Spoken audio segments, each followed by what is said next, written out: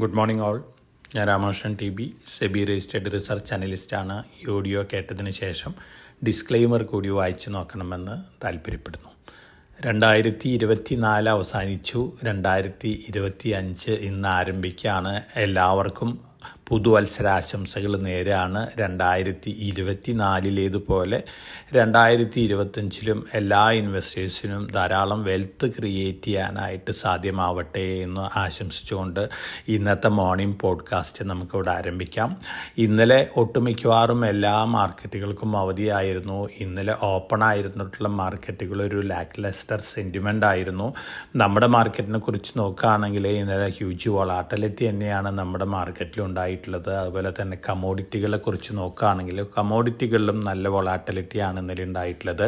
കഴിഞ്ഞ ഒരു വർഷത്തെ, അതായത് 2024 കലണ്ടർ ഇയർ ഗെയിനുകൾ നോക്കുകയാണെങ്കിൽ നാസ്ഡാക്ക് ഇൻഡെക്സ് ആണ് 28.67% മുന്നേറിയിട്ടുള്ളത്. സെക്കൻഡ് നിൽക്കുന്നത് ഗോൾഡാണ്. 25.28% കലണ്ടർ ഇയർ ഗെയിൻ വന്നിട്ടുള്ളത്. തേർഡ് നിൽക്കുന്നത് S&P 500 ഇൻഡെക്സ് ആണ്. 23.35% Dow Jones 12.88%. Russell 2000 US index 10.09% ആണ് ഇയർ ടു ഇയർ അല്ലെങ്കിൽ കലണ്ടർ ഇയർ ഗെയിൻ നേടിയിട്ടുള്ളത്. അപ്പോൾ ഏഷ്യൻ മാർക്കറ്റുകളിൽ നോക്കുകയാണെങ്കിൽ ജാപ്പനീസ് നിക്കയാണ് 19.22% ഗെയിൻ നേടിയിട്ടുള്ളത്. ചൈനീസ് മാർക്കറ്റുകൾ നോക്കുകയാണെങ്കിൽ ചൈനീസ് ഇൻഡെക്സുകൾ 18.71 തൊട്ട് 11% വരെയുള്ള റേഞ്ചിലുള്ള ഗെയിനുകളാണ് നേടിയിരിക്കുന്നത്. ഹോങ്കോങ് 17.59% ഗെയിനാണ് 2024 കലണ്ടർ ഗെയിനിൽ നേടിയിട്ടുള്ളത്. തീർച്ചയായിട്ടും ഇത് വളരെ പ്രോമിസിംഗ് ആയിട്ടുള്ള ഒരു ന്യൂസ് തന്നെയാണ്. അതോടൊപ്പം തന്നെ അമേരിക്കയിലും ഇന്ത്യയിലും അതുപോലെ തന്നെ ജപ്പാനിലൊക്കെ സ്റ്റോക്ക് ഇൻഡെക്സുകൾ പുതിയ റെക്കോർഡ് ഹൈ ഹിറ്റ് ചെയ്തിരുന്നു. ശേഷമുള്ള ഒരു പ്രോഫിറ്റ് ബുക്കിംഗ് ആണ് നമ്മൾ 2024 ഡിസംബർ വരെ കണ്ടിട്ടുള്ളത്. അതോടൊപ്പം തന്നെ കമോഡിറ്റികളുടെ കാര്യം നോക്കുകയാണെങ്കിൽ ഗോൾഡ് വീണ്ടും സൂപ്പർലേറ്റീവ് പെർഫോമൻസ് തന്നെയാണ്. മറ്റു കമോഡിറ്റികൾ നോക്കുകയാണെങ്കിൽ ബ്രന്റ് ക്രൂഡ് ഓയിലാണ് കലണ്ടർ ഇയറിൽ 3.3% താഴെ ക്ലോസ് ചെയ്തിട്ടുള്ള ഒരു കമോഡിറ്റി. നാച്ചുറൽ ഗ്യാസ് 67.77% ബെറ്റർ ആയിട്ടാണ് കലണ്ടർ ഇയറിൽ ക്ലോസ് ചെയ്തിട്ടുള്ളത്. കോപ്പർ നോക്കുകയാണെങ്കിൽ മൈനർ ഗെയിൻ മാത്രമേ ഉള്ളൂ. കലണ്ടർ ഇയറിൽ 4.02% ആണ്. അതേസമയം അലുമിനിയം 7.03% കലണ്ടർ ഇയറിൽ ഗെയിൻ നേടിയിട്ടുണ്ട്. സിങ്ക് 13.68% ഗെയിനും നേടിയിട്ടുണ്ട്.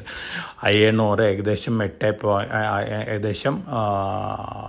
4-5% ഗെയിൻ നേടിയിട്ടുണ്ട്. നമ്മുടെ ഇന്ത്യൻ മാർക്കറ്റിൻ്റെ സിറ്റുവേഷൻ നോക്കുകയാണെങ്കിൽ 8.8% കലണ്ടർ ഇയറിൽ നിഫ്റ്റി ഗെയിൻ നേടിയിട്ടുള്ളത്. അതുപോലെ തന്നെ BSE നോക്കുകയാണെങ്കിൽ സെൻസസ് 8.25%. അപ്പോൾ കലണ്ടർ ഇയർ പെർഫോമൻസ് നോക്കുകയാണെങ്കിൽ വളരെ മിക്സഡ് സെൻറ്റിമെൻ്റ് ആണ്. നമ്മളെ സംബന്ധിച്ച് നോക്കുകയാണെങ്കിൽ ഇന്ത്യൻ റുപ്പി പുതിയ റെക്കോർഡ് ലോ വന്നിരുന്നു. 2024 ഇന്നും റെക്കോർഡ് ലോയിൽ ട്രേഡ് ചെയ്യാനുള്ള സാധ്യതകളൊക്കെ തന്നെയാണ് കാണുന്നത്. ഇന്ത്യ ഇമ്പോർട്ടിനെ ഡിപ്പെൻഡ് ചെയ്തൊരു കൺട്രിയാണ്, പ്രത്യേകിച്ച് ക്രൂഡ് ഓയിൽ, ഗോൾഡൊക്കെ. അതുകൊണ്ട് തന്നെ റുപ്പി ഡിപ്രിസിയേഷൻ ഒരു ചെറിയ നെഗറ്റീവ് ഇന്ത്യൻ എക്കണോമിയിലേക്ക് ഉണ്ടാക്കും. അതോടൊപ്പം തന്നെ ധാരാളം കമോഡിറ്റികൾ ഇമ്പോർട്ട് ചെയ്യുന്ന കമ്പനികളെ സംബന്ധിച്ചും ഇത് നെഗറ്റീവാണ്. ഇന്ത്യയും ചൈനയും തമ്മിലാണ് ഏറ്റവും കൂടുതൽ കമോഡിറ്റി ഇമ്പോർട്ടൊക്കെ നടക്കുന്നത്. ചൈനയിൽ നിന്ന് ധാരാളം റോ മെറ്റീരിയൽസ് ഇന്ത്യ ഇമ്പോർട്ട് ചെയ്യുന്നുണ്ട്. ഒരു വർഷം $100 ബില്യൺ വർത്ത് കമോഡിറ്റികളും മറ്റു മെറ്റീരിയൽസ് ആണ് ഇമ്പോർട്ട് ചെയ്യുന്നത്. ഇത്തരത്തിൽ ഇമ്പോർട്ട് ചെയ്യുന്ന കമ്പനികളെ സംബന്ധിച്ച് സ്ലൈറ്റ്ലി നെഗറ്റീവാണ്. അതോടൊപ്പം തന്നെ എക്സ്പോർട്ടിംഗ് കമ്പനികളെ സംബന്ധിച്ച് ടെക്നോളജി, ഫാർമസ്യൂട്ടിക്കൽസ്, അതുപോലെ തന്നെ മറ്റ് റിലേറ്റഡ് ടെക്സ്റ്റൈൽ എക്സ്പോർട്ടിംഗ് കമ്പനികളെ സംബന്ധിച്ചൊക്കെ റുപ്പി ഡിപ്രിസിയേഷൻ ഒരു പോസിറ്റീവ് ഇമ്പാക്റ്റ് ആണ് ഉണ്ടാക്കാൻ പോകുന്നത്. ഇനി നമ്മൾ നോക്കുകയാണെങ്കിൽ 2025 ജിയോ പൊളിറ്റിക്കൽ ഇഷ്യൂസ്, അതുപോലെ തന്നെ ട്രംപിൻ്റെ പോളിസികൾ, ചൈനയും തൈവാനും തമ്മിലുള്ള ഇഷ്യൂസ്, ഇതൊക്കെ തന്നെയാണ് ട്രെൻഡ് ഡിക്റ്റേറ്റ് ചെയ്യാൻ പോകുന്നത് ഗ്ലോബൽ ഫാക്ടേഴ്സായിട്ട്. നമ്മളെ സംബന്ധിച്ച് നമ്മുടെ ഗവൺമെൻറ് അവതരിപ്പിക്കാൻ പോകുന്ന യൂണിയൻ ബഡ്ജറ്റ് ഉണ്ട് ഫെബ്രുവരി 1. ആ യൂണിയൻ ബഡ്ജറ്റിൻ്റെ പ്രപ്പോസൽസ്, അതുപോലെ തന്നെ ഇന്ന് ആരംഭിക്കുന്ന ഓട്ടോമൊബൈൽ സെയിൽസ് ഫിഗർ അനൗൺസ്മെൻറ്റ്, അതുപോലെ തന്നെ Q3 ബിസിനസ് അപ്ഡേറ്റ്, അടുത്ത ആഴ്ച മുതൽ വരുന്ന Q3 റിസൾട്ടുകൾ, ഇതൊക്കെയാണ് ഇന്ത്യൻ മാർക്കറ്റിനെ ഇമ്പാക്റ്റ് ചെയ്യാൻ പോകുന്നത്. 2025 പൊതുവെ ഇൻവെസ്റ്റേഴ്സിന് വളരെ കോഷ്യസ് ആയിട്ട് മൂവ് ചെയ്യേണ്ട ഒരു ഇയറാണ്. അതുപോലെ തന്നെ തന്നെ നല്ല ഡിസിപ്ലിൻ കീപ്പ് ചെയ്യേണ്ട ഒരു ഇയറും കൂടിയാണ്. മാർക്കറ്റ് വോളാറ്റിലിറ്റി ഒക്കെ വന്നേക്കാം. നമ്മുടെ നിഫ്റ്റിയും സെൻസസും ഒരുപക്ഷെ വീണ്ടും താഴെ പോകാനുള്ള ചാൻസസ് ഒക്കെ ഉണ്ട്. ഒരു ഡിപ്പിന് ശേഷം ഈ വർഷം 2025 എൻഡ് ചെയ്യുമ്പോഴേക്കും നല്ല രീതിയിൽ മുന്നേറും എന്നുള്ളൊരു എക്സ്പെക്റ്റേഷനാണുള്ളത്. പൊതുവേ ഹെൽത്ത് കെയർ, അതുപോലെ തന്നെ hospitals, pharmaceuticals, data centre related സ്റ്റോക്കുകൾ, റിന്യൂവബിൾ എനർജി, പവർ റിലേറ്റഡ് സ്റ്റോക്കുകൾ, ടെക്നോളജി സ്റ്റോക്കുകൾ, ജനറേറ്റീവ് AI, ഏജൻറ്റിക് AI ടൂളുകളിലൊക്കെ ഇൻവെസ്റ്റ് ചെയ്യുന്ന കമ്പനികൾ, അതുപോലെ തന്നെ ലൈവ് എൻ്റർടൈൻമെൻറ്റ് സെഗ്മെൻറ്റിലുള്ള കമ്പനികൾ, ഇത്തരത്തിലുള്ള സ്റ്റോക്കുകളിലായിരിക്കും കൂടുതൽ കോൺസെൻട്രേഷൻ കൊടുക്കേണ്ടത്. അതോടൊപ്പം തന്നെ small modular reactors, government nuclear power small modular reactor കൂടെ പ്രൊഡ്യൂസ് ചെയ്യാനുള്ള ഡിസിഷനൊക്കെ എടുത്തിട്ടുണ്ട്. അപ്പോൾ അതാത് സെക്ടറുകളിലുള്ള കമ്പനികൾ, ഇത്തരത്തിലുള്ള ഒരു ആക്ടിവിറ്റി ആയിരിക്കാം നമുക്ക് 2025 എക്സ്പെക്റ്റ് ചെയ്യാൻ സാധിക്കുക. അതോടൊപ്പം തന്നെ ചൈനീസ് എക്കണോമി ഡിസംബറിൽ റിക്കവറി സ്റ്റാർട്ട് ചെയ്തിട്ടെന്ന റിപ്പോർട്ടുകളുണ്ട്. അങ്ങനെ വരികയാണെങ്കിൽ മെറ്റൽ സെഗ്മെൻറ്റിലും ചൈന ബൂം ചെയ്യാണ്, മെറ്റൽ സെഗ്മെൻറ്റും ഭൂമിയും. അത്തരത്തിലുള്ളൊരു സിറ്റുവേഷൻ വരികയാണെങ്കിൽ അലുമിനിയം, കോപ്പറൊക്കെ വീണ്ടും നല്ല രീതിയിൽ മുന്നേറാം. അപ്പോൾ അതാത് സെഗ്മെൻറ്റിലുള്ള സ്റ്റോക്കുകൾക്ക് പോസിറ്റീവ് ആയിരിക്കാം. അതോടൊപ്പം തന്നെ നമ്മളെ സംബന്ധിച്ച് പല കമ്പനികളും ഡീമർജർ, മെർജർ, ബോണസ് ഇഷ്യൂ ഒക്കെ അനൗൺസ് ചെയ്തിട്ടുണ്ട്. അത്തരത്തിലുള്ള സ്റ്റോക്കുകളിൽ long term point of view നിക്ഷേപിക്കുന്നതൊക്കെ നന്നായിരിക്കും. അപ്പോൾ 2025 നമുക്കൊരു കോഷനോട് കൂടി സ്റ്റാർട്ട് ചെയ്യാം.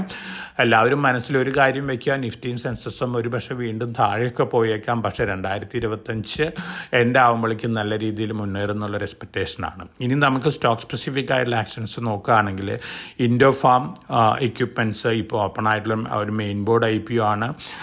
17.87 ടൈംസ് ഓവർ സബ്സ്ക്രിപ്ഷൻ വന്നിട്ടുണ്ട്. നാളെയാണ് ക്ലോസിങ്. 215 ഇഷ്യൂ പ്രൈസ് വരുന്നത്. അപ്പോൾ IPOയിൽ അപ്ലൈ ചെയ്യുന്ന ഇൻവെസ്റ്റേഴ്സിന് അപ്ലൈ ചെയ്യാവുന്ന ഒരു IPO ആണ്. അതോടൊപ്പം തന്നെ മറ്റ് സ്റ്റോക്ക് സ്പെസിഫിക് ആയ ന്യൂസ് ഫ്ലോസ് NCC 349.7 കോടി ഒരു ഓർഡർ ബാക്ക് ചെയ്തിട്ടുണ്ട്.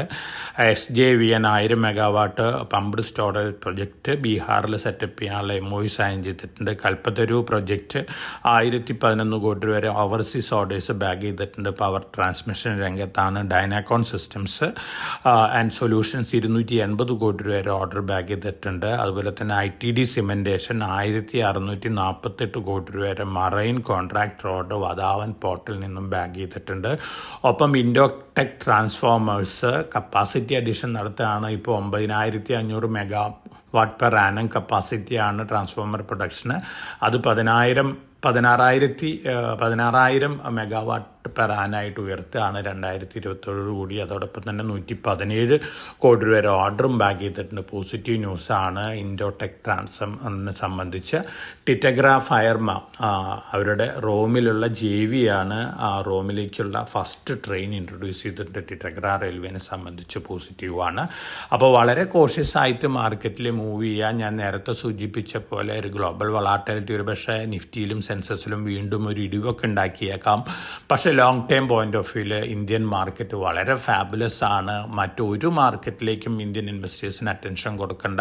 നമ്മുടെ മാർക്കറ്റിൻ്റെ ഹിസ്റ്ററി കഴിഞ്ഞ 2-3-4 കൊല്ലമായിട്ട് നോക്കുകയാണെങ്കിൽ മൾട്ടി ബാഗർ ഗെയിൻസ് ആണ് നമ്മുടെ സ്റ്റോക്കുകൾ നൽകിയിട്ടുള്ളത്. US മാർക്കറ്റ് കമ്പനികൾക്കോ അല്ലെങ്കിൽ ക്രിപ്റ്റോ കറൻസികൾക്കോ ഒന്നും തന്നെ കൊടുക്കാൻ പറ്റാത്ത തരത്തിലുള്ള ഗെയിനാണ് നമ്മുടെ സ്റ്റോക്ക് മാർക്കറ്റിൽ നമ്മുടെ കമ്പനികൾ ഇൻവെസ്റ്റേഴ്സിന് നൽകിക്കൊണ്ടിരിക്കുന്നത്.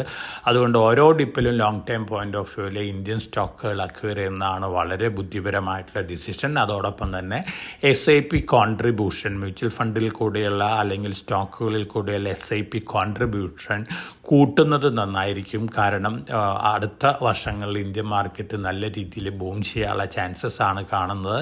Indian economy worst scenario overcome ചെയ്തുകൊണ്ട് നല്ല രീതിയിൽ മുന്നേറുന്നുള്ള എക്സ്പെക്റ്റേഷനാണ്. അപ്പോൾ വളരെ കോഷ്യസ് ആയിട്ട് നമുക്ക് മൂവ് ചെയ്യാം. 2025 ആരംഭിക്കുന്ന ഇന്ന് നമ്മൾ നമ്മുടെ ഇൻവെസ്റ്റേഴ്സിനായിട്ട് 3 പിക്കുകളും കൂടി കൊടുക്കുന്നുണ്ട്. ട്രേഡിംഗ് ആരംഭിച്ചതിന് ശേഷം ട്രേഡിംഗ് ടെർമിനൽ കൂടി ഈ പിക്കുകൾ ഇൻവെസ്റ്റേഴ്സിന് ലഭിക്കുന്നതായിരിക്കും. അപ്പോൾ എല്ലാവർക്കും നല്ലൊരു ട്രേഡിംഗ് ഡേയും ട്രേഡിംഗ് ഇയറും ട്രേഡിംഗ് വീക്കും ആശംസിച്ചുകൊണ്ട് ഞാൻ ഇന്നത്തെ പ്രീ മാർക്കറ്റ് കമൻട്രി ഇവിടെ അവസാനിപ്പിക്കുകയാണ്. Thank you.